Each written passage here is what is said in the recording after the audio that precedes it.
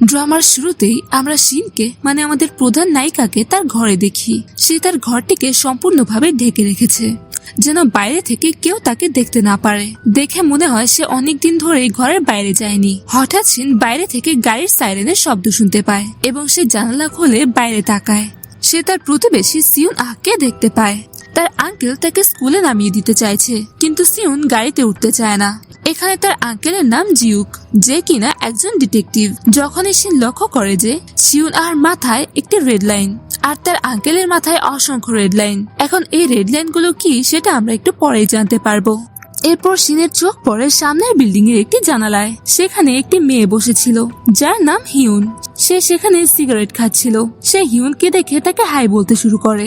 Hyun দেখে সোমিনের মাথায় অনেকগুলো রেড লাইন। সে দ্রুত নিজের জানালা বন্ধ করে দেয়। এরপর সে টিভি দেখতে বসে, কিন্তু টিভির ভেতরেও সে মানুষের মাথায় রেড লাইন দেখতে পায়। এরপর আমাদের এই রেড লাইনের কাহিনী বোঝানো হয়, মানে আমাদের মেন ক্যারেক্টার সিনের পাস্ট দেখানো হয়। ছোটবেলায় সে তার বাবার মাথায় অসংখ্য রেড লাইন দেখেছিল। তার মা সিনের আঁকা একটি ছবি দেখে যেখানে তার বাবার মাথা থেকে এই রেড লাইন বের হয়ে তার একটি আন্টির সাথে সংযুক্ত ছিল।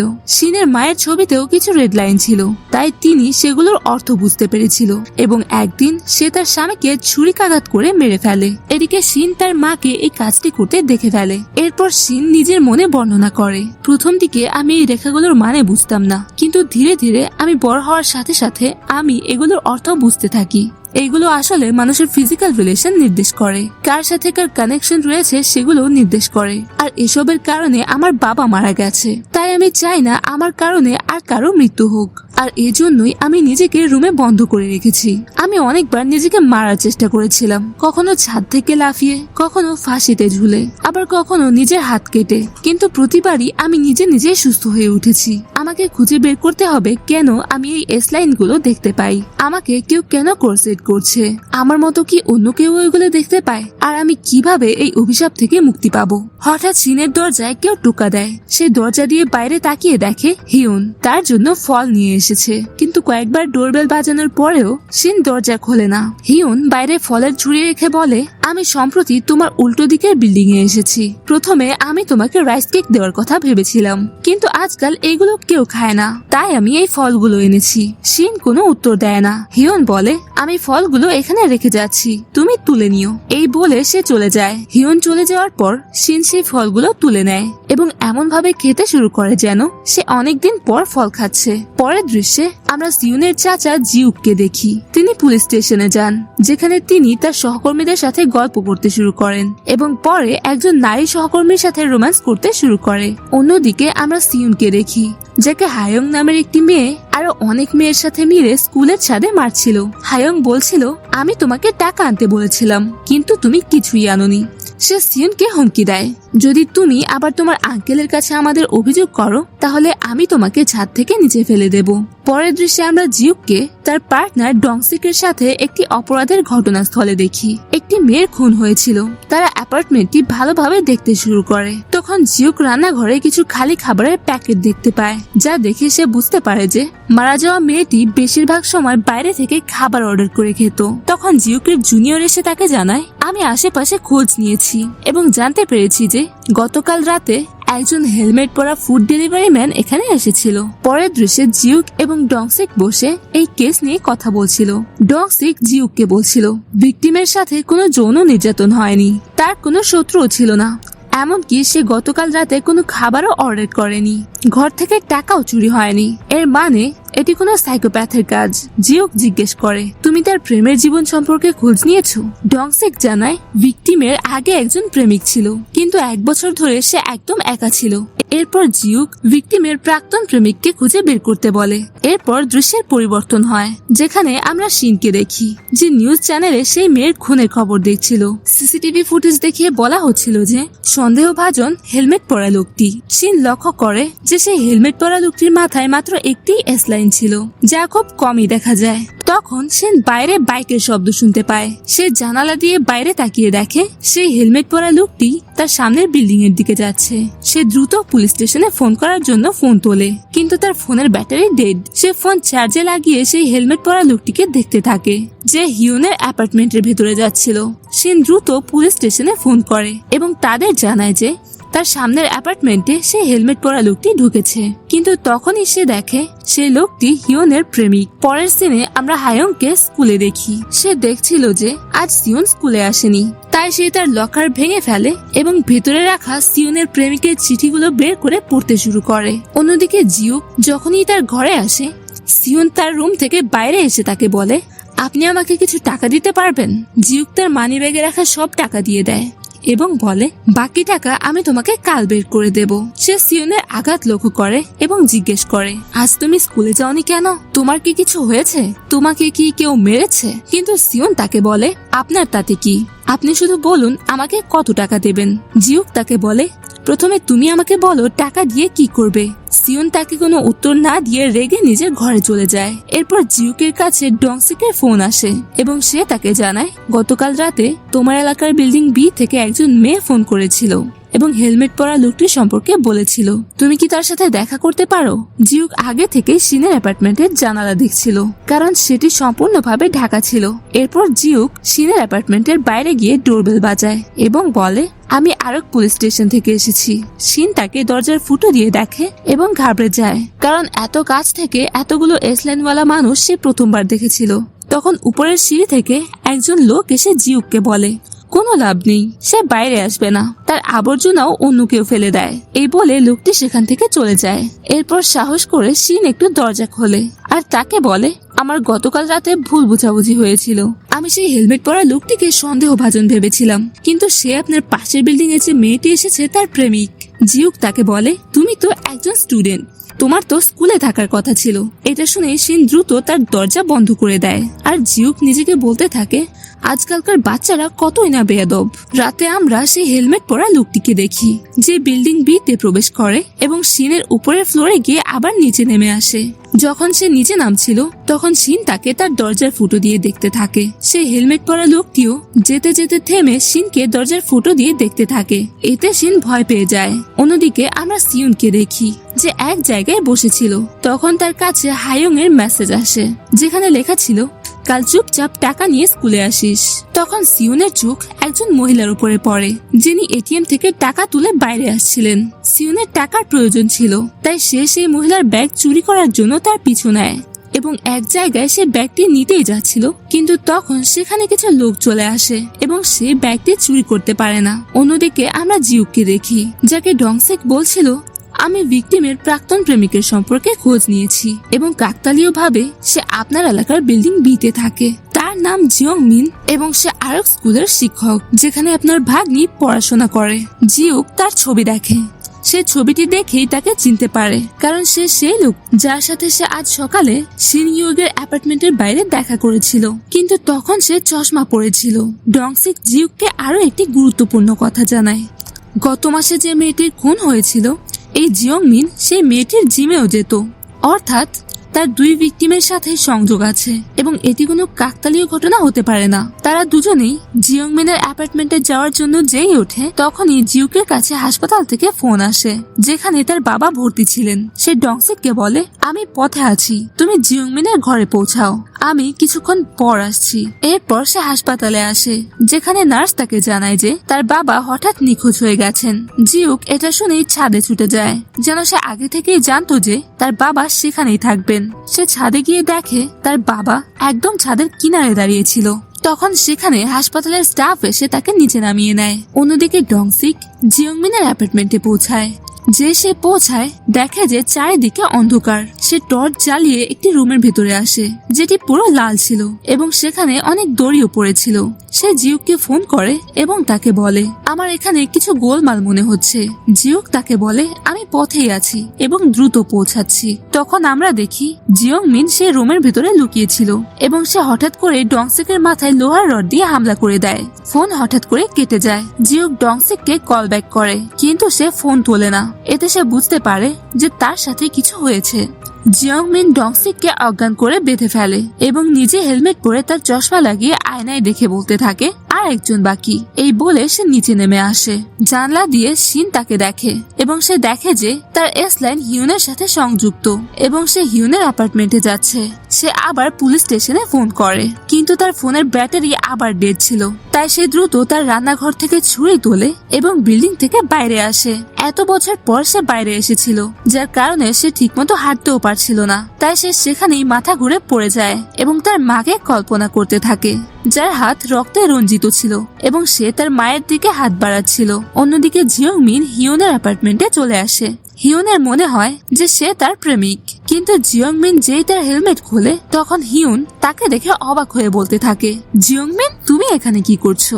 এরপর আমরা দেখি জিয়ংমিনও হিউনের মাথার উপর এসলাইন গুলো দেখতে পায়। সে হিউনের গলা টিপে ধরে এবং তাকে বলতে থাকে এমনটা করলে আমরা সবাই বাঁচতে পারবো। কিন্তু তখনই সেখানে শিন আসে এবং তাকে সরে যেতে বলে। জিয়ংমিন তার কাছে গিয়ে তাকে বলে, তুমি কি আমাকে ছুরি দিয়ে মারবে? তুমি চেষ্টা করে দেখো, এমন করে তুমি কাঁদছো কেন?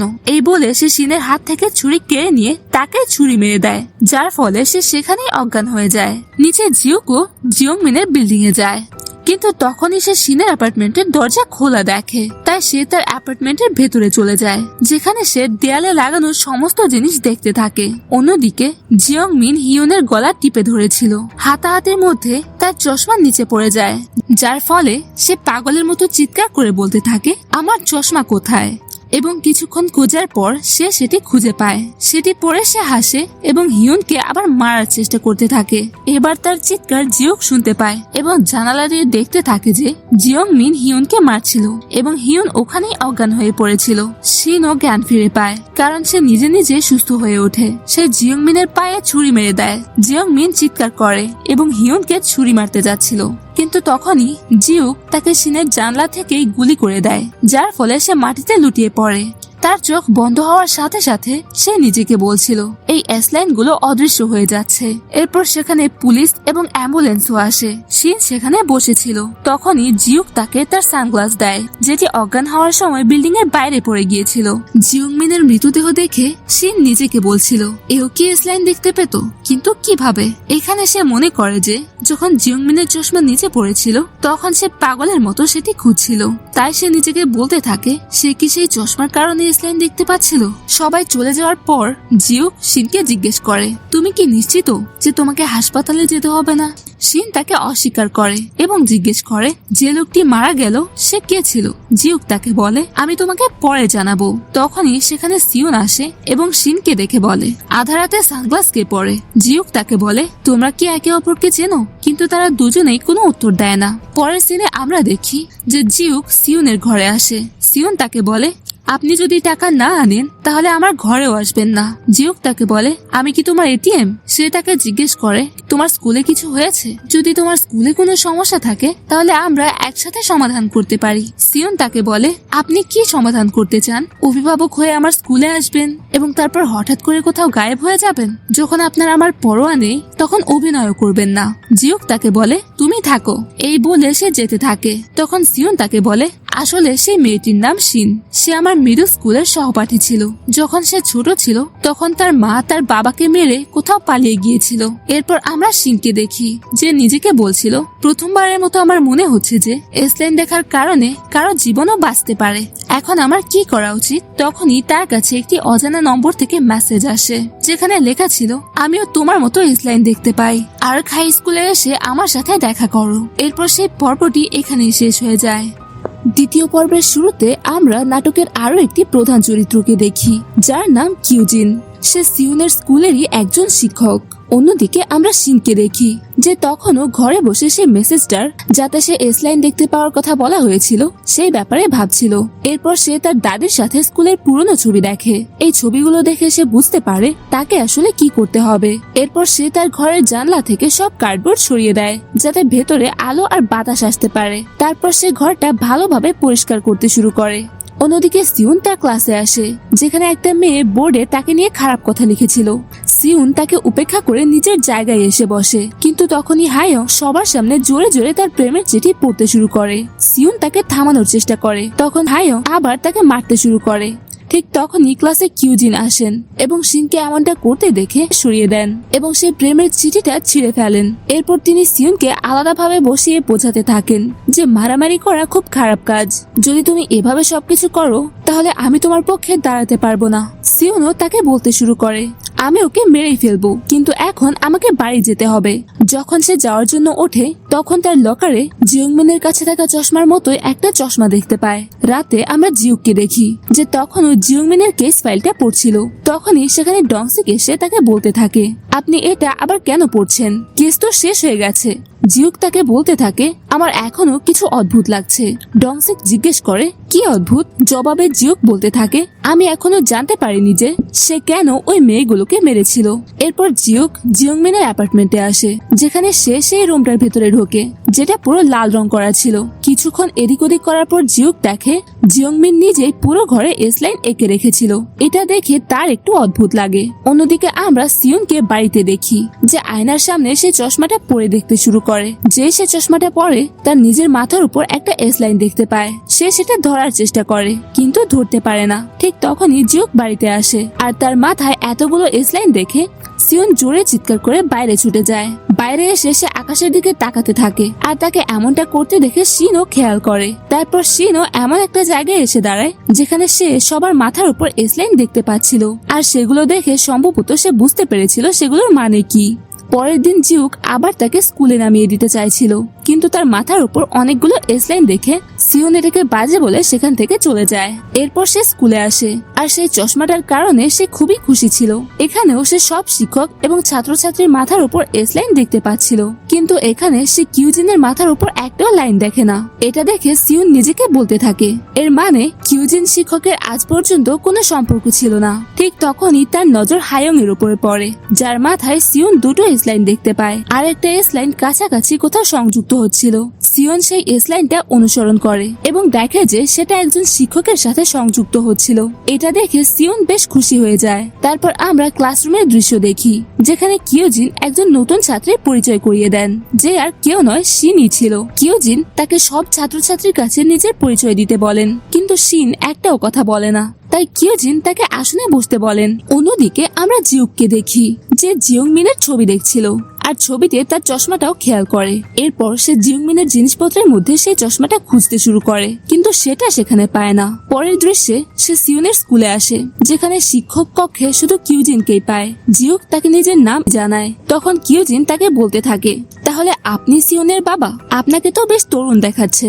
জবাবে জিউক তাকে জানায়, আমি ওর বাবা নই, বরং ওর আঙ্কেল। এরপর সে তাকে বলতে শুরু করে, আমি এখানে সিউনের জন্য আসিনি, বরং একটা খুনের মামলার তদন্তের জন্য এসেছি। সে তাকে জিজ্ঞেস করতে থাকে, আপনি কি জিওংমিনকে চেনেন? সে এখানে একজন শিক্ষক ছিল আর হয়তো শুনতে একটু অদ্ভুত লাগবে, কিন্তু সে কি চশমা পরতো? কিউজিন তাকে জানায়, আমি তাকে আগে কখনো চশমা পরতে দেখিনি। অন্যদিকে ছাদে হায়ং সিউনকে থাপ্পড় মারে, যার ফলে তার চশমা নিচে পড়ে যায়। সিউন চশমাটা তুলে নিয়ে আবার পরে নেয়। হায়ং যে আবার তাকে থাপ্পড় মারতে যাবে, তখনই সিউন তার হাত ধরে ফেলে এবং বলতে থাকে, আমার কাছে তোমাকে দেওয়ার মতো টাকা নেই, তাই আমাকে বিরক্ত করা বন্ধ করো। হায়ং তাকে বলতে থাকে, তোমার মধ্যে লজ্জা বলে কিছু অবশিষ্ট আছে? জবাবে সিউন বলে, লজ্জিত তো তোমার হওয়া উচিত। হায়ং তাকে বলতে থাকে, আমি কেন লজ্জিত হব? এই বলে সে তাকে একটা জোরে লাথি মারে, কিন্তু তখনই সেখানে শিন এসে তাকে থামাতে শুরু করে। হায়ং তাকে বলতে থাকে, তোমরা দুজন কি একটা দলে আছো? এই বলে সে শিনকে ছাদ থেকে নিচে ফেলে দিতে যায়, কিন্তু শিন উল্টো তার টাই ধরে ফেলে এবং বলতে থাকে, চলো একসাথে লাফ দিই। এই বলে সে শিনকে জোর করে নিজের দিকে টানতে থাকে, কারণ সে জানতো যদি সে ছাদ থেকে পড়েও যায় তাহলেও সে মরবে না। হায়ংও ভয় পেয়ে যায় এবং তাকে বলতে থাকে, আমাকে ছেড়ে দাও, তুমি কি পাগল হয়ে গেছো? শিন তাকে বলে, আমাকে কথা দাও, এরপর থেকে তুমি আমাদের দুজনকে আর বিরক্ত করবে না। হায়ংও তাকে হ্যাঁ বলে আর শিন তাকে ছেড়ে দেয়। হায়ং তাকে পাগল বলে সেখান থেকে চলে যায়। এরপর সিউন শিনকে বলতে থাকে, তোমাকে কে বলেছিল মাঝখানে আসতে? এরপর থেকে আমার ব্যাপারে নাক গলাবে না। এই বলে সে তাকে নিজের সাথে নিচে যেতে বলে। অন্যদিকে জিউকও স্কুল থেকে যাচ্ছিল। তখন কিউজিন তাকে বলতে থাকে, সিউনের ক্লাস শেষ হতে চলেছে, তাই ওর সাথে দেখা করে যেও। জিউক তাকে বলতে থাকে, যদিও জানতে পারে আমি এখানে এসেছিলাম তাহলে ও রেগে যাবে। এই বলে সে সেখান থেকে যেতে শুরু করে, কিন্তু তাকে যেতে দেখে সিউন নিজেকে বলতে থাকে, সে সে এখানে কেন এসেছিল? পরের দৃশ্যে আমরা জিউককে একটা বারে দেখি, যেখানে সে বারটেন্ডারকে জিউমিনের ছবি দেখিয়ে বলতে থাকে, আমি শুনেছি এই লোকটা প্রায়ই এখানে আসতো, তুমি কি ওকে চেনো? বারটেন্ডার তাকে জানায় যে সে আমাদের নিয়মিত কাস্টমার ছিল আর প্রায়ই সে নিজের সাথে কথা বলতো। সে লোকজনকে দেখে কিছু সংখ্যা গুনতো। আমার মনে হতো সে নেশায় আছে আর নিজের সাথে কথা বলছে, কিন্তু যখন সে চলে যেত তখন সে মোটেও মাতাল থাকতো না। আর হ্যাঁ, আরো একটা কথা, সে সবসময় চশমা পরে থাকতো। জিউক বারটেন্ডারের বলা সমস্ত কথা তার ডায়েরিতে লিখে নেয়। অন্যদিকে আমরা সিউনকে দেখি যে হায়ং এর পিছু নিচ্ছিল। হায়ং একটা মোটেলের বাইরে তার শিক্ষকের সাথে দেখা করে। এখানে সিউন তাদের দুজনের একসাথে ছবি তোলে এবং পরে হায়ংকে পাঠিয়ে দেয়, কিন্তু হায়ং এর তাতে তেমন কোনো পার্থক্য পড়ে না। উল্টো সে সিউনকে মেসেজ করে, তুমি কত বোকা, তুমি জানো না যে আমি নাবালিকা? যদি কেউ জানতেও পারে তাহলে শিক্ষকেরই শাস্তি হবে। এরপর সিউন পরের দিন সেই ছবিটা শিক্ষককে পাঠিয়ে দেয় আর বদলে 20 মিলিয়ন ওন চায়। হায়ং আর নিজের ছবি দেখে সেই শিক্ষক খুব ভয় পেয়ে যান। এরপর আমরা সিউন আর শিনকে একসাথে স্কুলে আসতে দেখি। সেখানে সিউন শিনকে জিজ্ঞেস করছিল, একটা নতুন বাড়ির সিকিউরিটি ডিপোজিটের জন্য 20 মিলিয়ন ওন যথেষ্ট হবে তো? শিন তাকে বলতে থাকে, তুমি কি অন্য কোথাও চলে যাচ্ছ? কিন্তু কেন? সিউন বলতে থাকে, কোনো কারণ নেই, আমি সবকিছুতে ক্লান্ত হয়ে গেছি, এই বাড়িতে, এই প্রতিবেশীতে, আর আমার তো কোনো পরিবারও নেই। শিন বলতে থাকে, তোমার আঙ্কেলের কি হবে? সে কি তোমার পরিবার নয়? সিউন বলে, তাদের আমার একদমই পরোয়া নেই। শিন তাকে বলতে থাকে, অন্তত তোমার কাছে তো তিনি আছেন। সিউন তাকে বলে, তোমার কি হবে? তোমার কি মনে হয় তোমার মা বেঁচে আছেন? যদি বেঁচে থাকতেন তাহলে অবশ্যই তোমাকে ফোন করতেন। পরের দৃশ্যে আমরা হায়ং আর শিক্ষককে একসাথে দেখি। সেখানে শিক্ষক তাকে বলেছিল, তুমি জানো কেউ আমাকে হুমকি দিচ্ছে? হায়ং তাকে বলতে থাকে, তার মানে সিউন তোমাকে সেই ছবিটা পাঠিয়েছে। শিক্ষক জিজ্ঞেস করে, সে ওসব কিভাবে জানলো? তুমি কি তাকে জানিয়েছিলে? হায়ং তাকে বলতে থাকে, আমি কেন এমনটা করব? উল্টো আমি তো নিজেই ভিকটিম। এটা শুনে শিক্ষক তার উপর চিৎকার করে বলতে থাকেন, তুমি কিভাবে কথা বলছো? আমি তোমার শিক্ষক। হায়ং সেখান থেকে চলে যায় আর তার চলে যাওয়ার পর আমরা দেখি সেই শিক্ষক খুব ভয় পেয়েছিলেন। পরের দৃশ্যে আমরা দেখি যে হায়ং সে চশমার সাহায্যে নতুন বন্ধু বানাচ্ছিল আর তাকে এমনটা করতে দেখে শিনও খেয়াল করে। এরপর আমরা তাদের দুজনকে রেস্টরুমে দেখি, যেখানে সিউন চশমাটা খুলে পাশে রেখে তার মেকআপ করছিল। শিন সেই চশমাটা তুলে নিয়ে বলতে থাকে, তুমি তো আগে চশমা পরতে না। সিউন বলতে থাকে, হ্যাঁ, কারণ এখন আমার দৃষ্টিশক্তি দুর্বল হয়ে গেছে। শিন তাকে বলতে থাকে, এগুলো পরে তুমি রেড লাইন দেখতে পাও, তাই না? সিউন অবাক হয়ে জিজ্ঞেস করে, তাহলে কি তুমিও দেখতে পাও? শিন হ্যাঁ বলে। তখন সিউন বলতে থাকে, এখন আমার মাথায় কটা লাইন আছে? শিন তাকে জানায় যে শুধু একটাই লাইন আছে, আর সিউন তার কথা বিশ্বাস করে। শিন তাকে জিজ্ঞেস করে, এই চশমাটা তুমি কোথায় পেলে? তখন সিউন তাকে বলতে থাকে, এটা আমি আমার লকারে পেয়েছিলাম। এরপর সে শিনের কাছ থেকে চশমাটা ফেরত চাইতে থাকে, কিন্তু শিন তাকে বলতে থাকে, আমি তোমাকে এটা দেব না, এটা খুব বিপজ্জনক। তুমি জানো না তোমার প্রতিবেশীর যে মৃত্যু হয়েছিল, সেও এটা পড়েছিল আর সেও এস লাইন দেখতে পেত।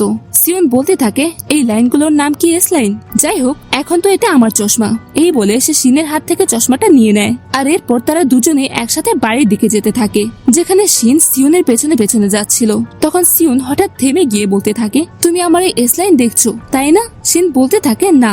সিউন তাকে জিজ্ঞেস করতে থাকে, আচ্ছা, এই এস লাইন থেকে মুক্তি পাওয়ার উপায় কি? শিন বলতে থাকে, আমি জানি না, কিন্তু এখানে সে মনে করে যখন তার মা তার বাবাকে মেরেছিল তখন তার মায়ের উপর থেকে একটা এস লাইন উধাও হয়ে গিয়েছিল, যেটা তার বাবার সাথে সংযুক্ত ছিল। সিউন শিনকে বলতে থাকে, আমার মনে হয় এই লাইনগুলো থেকে মুক্তি পাওয়ার জন্য দুজনের মধ্যে একজনকে মরতে হবে। এরপর আমরা সিউনকে তার প্রেমিকের সাথে দেখি। তখনই তার কাছে শিক্ষকের মেসেজ আসে, যেখানে লেখা ছিল, আমি 20 মিলিয়ন ওনের ব্যবস্থা করেছি, তুমি আজ রাতে স্কুলের ছাদে এসে আমার সাথে দেখা করো। এরপর সিউন তার প্রেমিকের সাথে ঘোরাঘুরি করতে থাকে আর আমরা দেখি হায়ং তার পিছু নিচ্ছিল। এখানে হায়ং তখনকার দৃশ্যটা মনে করে যখন শিন আর সিউন রেস্টরুমে কথা বলছিল আর সে তাদের দুজনের সমস্ত কথা শুনে ফেলেছিল আর সে বুঝতে পেরেছিল যে সেই চশমাটা সিউনের জন্য খুবই জরুরি। এরপর যখন সিউন তার প্রেমিকের সাথে ফটো বুথের ভেতরে যায় তখন সে তার ব্যাগ বাইরেই রেখে দেয় আর সুযোগ বুঝে হায়ং সেই চশমাটা ব্যাগ থেকে চুরি করে নেয়। যখন সিউন বাইরে আসে তখন তার ব্যাগে চশমাটা পায় না আর সে সেটা সব জায়গায় খুঁজতে থাকে। অন্যদিকে হায়ং সেই চশমাটা পরে নেয়, যার ফলে সেও এস লাইন দেখতে শুরু করে, কিন্তু ঠিক তখনই তাকে কেউ অপহরণ করে নেয়। যদিও অন্ধকারে তার মুখ আমাদের দেখানো হয় না। অন্যদিকে সিউন যখন সেই চশমাটা পায় না তখন সে শিনকে ফোন করে বলতে থাকে, আমি জানি আমার চশমাটা তুমি চুরি করেছো, এখন আমি স্কুলে যাচ্ছি, পরে তোমার সাথে কথা বলবো। এরপর সে শিক্ষকের সাথে দেখা করার জন্য স্কুলের ছাদে আসে, যেখানে শিক্ষক তার জন্য আগে থেকে অপেক্ষা করছিলেন। সিউন তাকে বলতে থাকে, আপনি কিভাবে জানলেন যে আমি আপনাকে ছবি পাঠিয়েছিলাম? ও হ্যাঁ, হায়ং নিশ্চয়ই আপনাকে বলেছে। শিক্ষক তাকে বলতে থাকেন, আমি একসাথে 20 মিলিয়ন ওন কোথা থেকে আনবো? আমার তো এত বেতনও নেই।